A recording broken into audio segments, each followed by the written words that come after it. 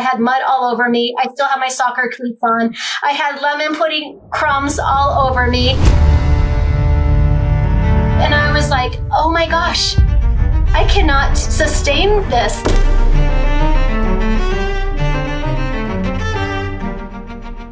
Welcome to the University of Wyoming College of Education podcast. I'm here with Marisa Macy. Hi, everyone. My name is Marisa Macy, and I am the John P. L. Bogan Foundation Professor of Early Childhood Education. At the University of Wyoming, I teach, I do research, and I do different things related to service and outreach. What kind of things were you teaching when you started? I did my student teaching at 5th grade in the fall. And so in January is when I went out on the job market. Well, a lot of places don't hire people in the middle of the school year. And so I was a substitute teacher starting in January. And when it came time for school districts to announce job openings, I was so excited because I put my application in several different school districts. Well, I never ended up getting a job for the following school year. I had a teaching license that was birth to age 21 special education. And so when I was substitute teaching for a year and a half, I was a substitute teacher for special education, general education, kindergarten, high school. Any time they needed me for something, I would show up and I would be the teacher. And I learned so many things by being a substitute teacher. It was, at the time I thought it was disappointing, but it ended up being such a blessing because I learned so much about classroom management and things related to the profession that I could have never learned in other ways. Substitute teaching is great because no 2 days are alike. Each day is a new opportunity to learn new things. I think the biggest thing that I learned was classroom management, and a lot of student teachers and emerging educators and first-year teachers say that they struggle with managing classroom and positive behavior supports. And so as a substitute teacher, having a few different ways that you set the morning and the rest of the day up can be practiced again and again every time you go. And you'll learn things. You'll learn things that worked. You'll learn things that didn't work.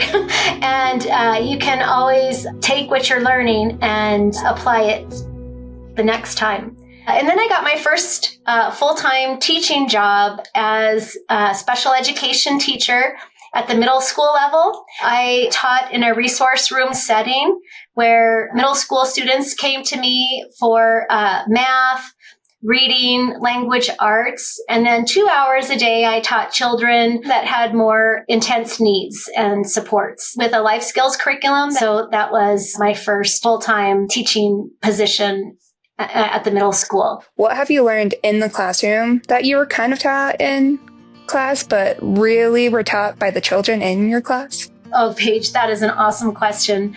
And I think it's relationships. You can study things out of a textbook. You can take tests in your higher ed classes. But when you have hands-on experiential learning and you're right there with the students and their families and the other people on the teaching team and in the school, you realize how important everyone is to each other.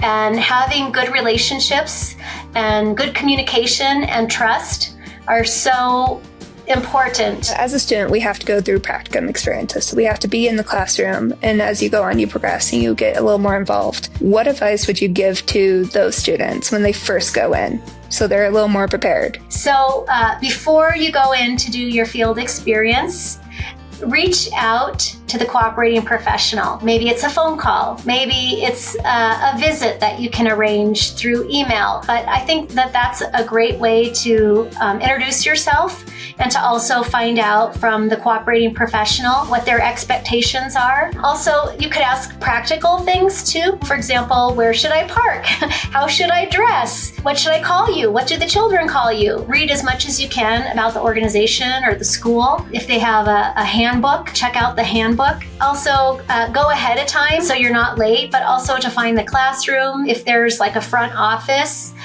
meet the principal, vice principal, the office associates. They need to know who's in their building. You might need to sign in. One of the things I always tell my students is if you see a really cool lesson or bulletin board or an idea or innovation that sparks you, document it for yourself somehow. When you go into a classroom, sketch what you're seeing and draw like a picture of the classroom.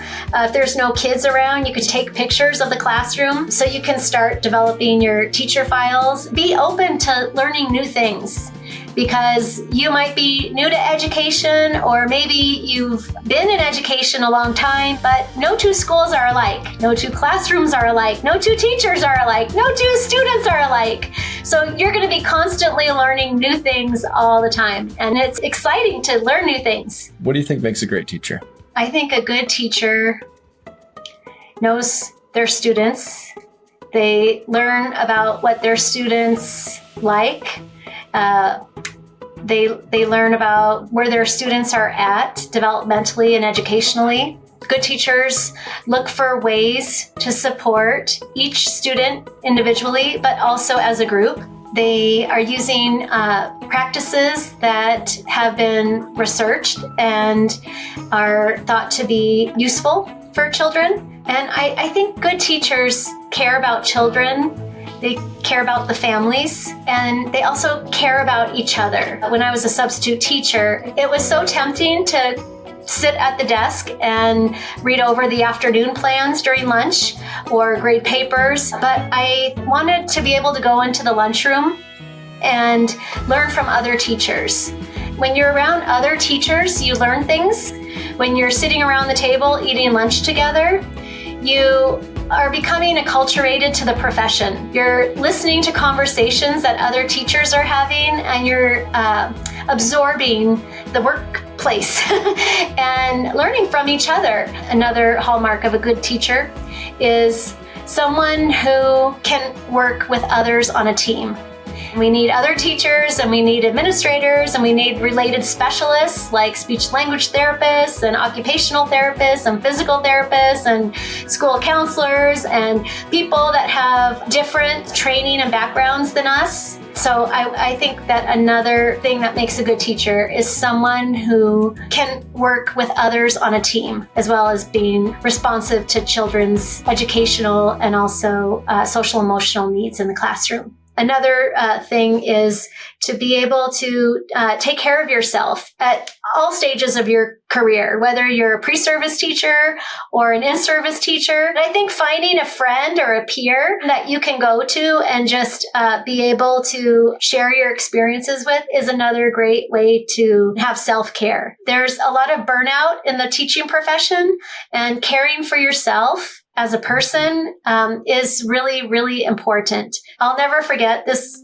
is a little bit of an overshare, but I'll tell you guys anyway. When I was a new teacher, my principal asked me to coach the girls' JV soccer team.